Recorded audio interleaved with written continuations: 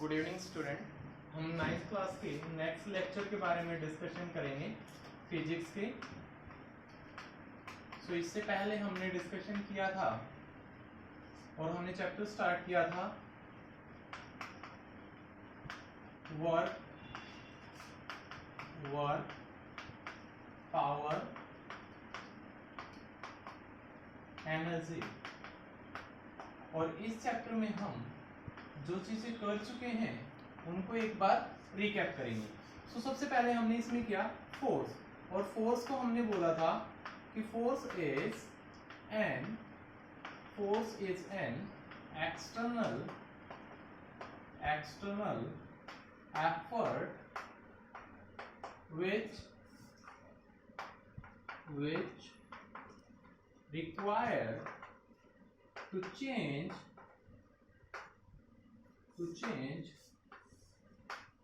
shape and size of body। आप configuration भी बोल सकते हो और ये भी बोल सकते हो कि an external effort which required to push और पुल, ठीक है, of an object। सो आपने इसके बारे में डिस्कशन किया। सो इसके बारे में डिस्कशन करते हुए force basically denoted by capital F and its SI unit is newton. So हमने ये भी डिस्कशन किया। हमने ये भी डिस्कशन किया कि किसी भी ऑब्जेक्ट के ऊपर हम ए पोजीशन पे रखा है कोई भी ऑब्जेक्ट, और इसके ऊपर अगर हम एक्सटर्नल फोर्स एफ अप्लाई करते हैं तो ये ऑब्जेक्ट डिस्प्लेस कर जाता है बी पोजीशन तक। सो यहां से यहां तक अगर ये डिस्प्लेस करेगा तो वर्क डन होगा, डिस्प्लेस करेगा तो वर्क डन होगा। सो वर्क डन की स्टेटमेंट भी हमने रीड की थी। क्या होता है work done? Due to an external force object get displaced, कि किसी भी एक्सटर्नल फोर्स की वजह से ऑब्जेक्ट क्या करता है, अपनी जगह से डिस्प्लेस कर जाता है। और यहीं से हमने किया था कि work done denoted by W, so which is equal to F into S, और यहीं से हमने वर्क डन की SI यूनिट की थी जूल। हमने आपको बताया था कि वर्क डन में बी 0 पॉजिटिव और नेगेटिव। वर्क डन पॉजिटिव भी हो सकता है और नेगेटिव भी हो सकता है। 9th क्लास के लेवल पे क्वेश्चन पूछा जाता है कि अगर applied force having their on magnitude but displacement is 0 तो वर्क डन क्या होगा। सो इस केस में work done always equal to 0। Means of that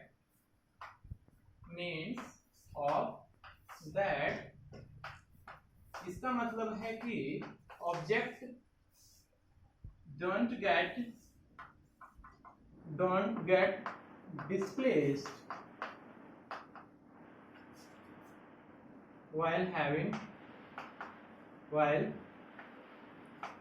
force having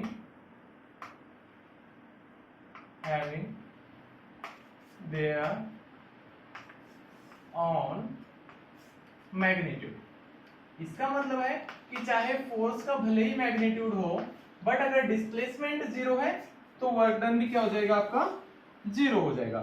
suppose कीजिए मैं इस दीवार को पुश करने की कोशिश कर रहा हूं, मैंने इसके ऊपर फोर्स तो लगाया बट ऑब्जेक्ट दीवार तो अभी भी यहीं पे है, सो दीवार डिस्प्लेस नहीं हुई। सो इस केस में मैंने कोई भी वर्क डन नहीं किया।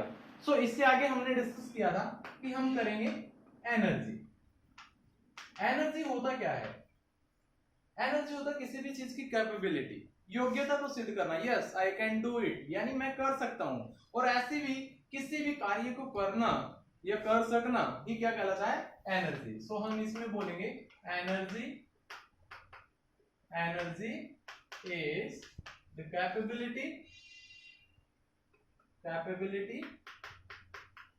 और एबिलिटी टू डू वर्क। किसी भी कार्य को करने की क्षमता ही क्या कहलाता है, एनर्जी कहलाता है। सो एनर्जी के कितने टाइप्स होते हैं? Energy having their on two types. वैसे तो एनर्जी के बहुत सारे टाइप होंगे, जैसे बल्ब जलता है लाइट एनर्जी देता है, फैन चलता है विंड एनर्जी देता है, सन हमें सोलर एनर्जी प्रोवाइड करता है। मैं बोल रहा हूं that means it's a sound energy.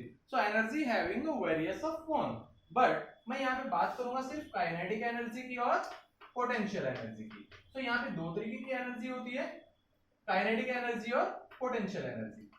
आप अगर किसी भी चीज को फेंकते हैं तो फेंकने के बाद सपोज कीजिए आपने किसी बॉल को फेंका, बॉल लगने के बाद वापस स्ट्राइक करने के बाद आती है, सो किसकी वजह से आती है? Due to kinetic energy. इसका मतलब ये है कि kinetic energy is possessed by virtue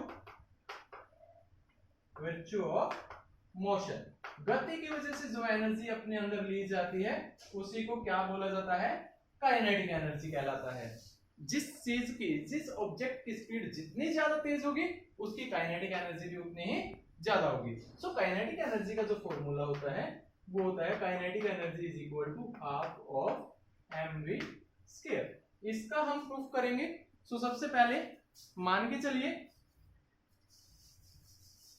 suppose कीजिए यहां पे आप इन केस ऑफ एक्सेलरेशन आपकी एक इक्वेशन होती है, so which is v square minus u square is equal to 2ax। इस इक्वेशन को समझने से पहले हम बोलेंगे कि इस ऑब्जेक्ट के ऊपर मैंने कोई भी फोर्स लगाया और ये ऑब्जेक्ट अभी रेस्ट में है, that means u is equal to 0। u क्या है? मेरा इनिशियल वेलोसिटी। क्या है? Initial velocity. So most important term है, इसको समझने की कोशिश करना। v जो मेरा है वो है फाइनल वेलोसिटी। क्या है? Final velocity. सो ऑब्जेक्ट पे यहां पे अगर आप फोर्स लगाएंगे, ऑब्जेक्ट डिस्प्लेस करके भाग के यहां तक जाएगा b पोजीशन तक। सो बी पोजीशन तक अगर ये जाएगा तो ये डिस्प्लेस कर जाएगा। सो यहाँ पे हम एस को क्या लेंगे? डिस्प्लेसमेंट। क्या लेके चलेंगे? डिस्प्लेसमेंट। और ए स्टैंड्स फॉर एक्सेलरेशन। देखिए आपकी गाड़ी के अंदर एक एक्सेलरेटर हो रहा है, यानी रेस होती है, एक्सेलरेटर बोलते हैं उसको। उसी के बिहाफ पे आपकी गाड़ी क्या होती है? गति में होती है, यानी स्पीड पकड़ जाती है। सो गति पकड़ना दैट मींस एक्सेलरेट होना। सो इसको हम क्या बोलेंगे? जब भी कोई भी ऑब्जेक्ट मोशन में होगा तो वो एक्सेलरेट करेगा, सो इसको बोलते हैं एक्सेलरेशन। अब ऑब्जेक्ट यहां से इस फोर्स की वजह से यहां तक गया तो ये अपनी जगह से डिस्प्लेस हो गया। इसका मतलब कुछ तो वर्क डन हुआ। Work done is equal to क्या होता है? Force into displacement. और एक न्यूटन का सेकंड लॉ होता है, न्यूटन के सेकंड लॉ के अकॉर्डिंग, न्यूटन का सेकंड लॉ बोलता है कि गिवन फोर्स या applied force always equal to the product of mass and acceleration. So Newton second law state that applied force on an object is equal to the product of mass stands for m and acceleration। देखिए each body having their own mass, ये body है, इसका खुद का कोई ना कोई wait होगा, और W weight is equal to क्या होता है? स्मॉल ले लीजिए इसको mg। यहाँ पे m क्या है? मास, और g क्या है? Gravity. So m into g। So W is equal to m into g। So each body having their own mass. Mass एक ऐसी टर्म है फिजिक्स की which neither be created nor be destroyed. आप किसी भी planet पे जाइए, चाहे आप पूरे एटमॉस्फेयर में कहीं पे भी जाइएगा, आपका मास रिमेन्स सेम। सो मास को हम बोल सकते हैं neither be created nor be destroyed. ना तो हम मास को उत्पन्न कर सकते हैं और ना ही खत्म कर सकते हैं। सो यहां से हमें किस चीज की वैल्यू चाहिए? एफ की। सो एफ की वैल्यू हमें क्या मिलेगी? Mass into acceleration. सो यहां से हम इसको इक्वेशन नंबर 1 पुट कर देते हैं। यहां पे आपके पास v square minus u square is equal to 2as है। इस इक्वेशन को आप आगे की तरफ बढ़ाएंगे, v square minus u square is equal to 2as। तो यहाँ पे u की वैल्यू तो 0 है, तो ये क्या हो जाएगा 0, यानी 0 का स्क्वायर। सो आप इसको रिराइट कर सकते हैं, v square is equal to 2as। a की वैल्यू निकाल, देखिए आपको s की वैल्यू चाहिए यहाँ पे, तो s की वैल्यू कैसे आएगी, इस s को मैं यहीं पे रखता हूं, तो ये हो जाएगा v स्क्वायर बाई 2a। तो आप f की वैल्यू भी इक्वेशन नंबर 2 और इक्वेशन नंबर 3, तो इन दोनों की वैल्यू मैं कहां पे पुट कर सकता हूं, इक्वेशन नंबर 1 में। सो हमें पता है कि w is equal to v square by 2a into m into a, mass into acceleration. ये कट गया, कैंसिल आउट हो जाएगा।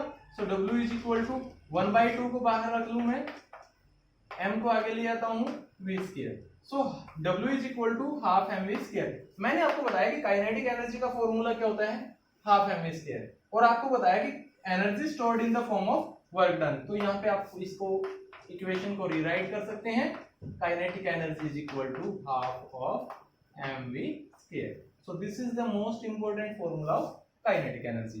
नेक्स्ट चैप्टर के अंदर हम पोटेंशियल एनर्जी के बारे में डिस्कशन करेंगे। सो आज के लिए इतना ही। Thank you, have a nice day.